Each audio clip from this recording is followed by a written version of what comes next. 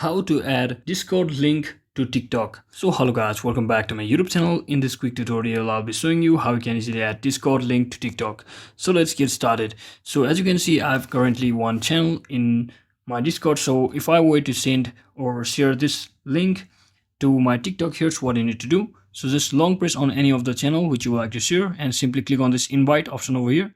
And before you do anything else, you can simply tap on this edit invite link. As you can see, my invitation link will be expiring in 7 days, so I can basically click on this never, so that my invitation link never expires. So once you do that, simply click on this copy link and your invitation link will be copied just like that. And once you do all of that, just head back to your TikTok application and make sure your profile is a professional one and not a personal one, because under your professional one you can then add direct link, but on your personal account you can just add your bio only. So when you are inside your professional account, just click on this edit profile button over here and you can see there's an option called links. So just tap on this, and once you're inside here, just click on this website and just click on get started.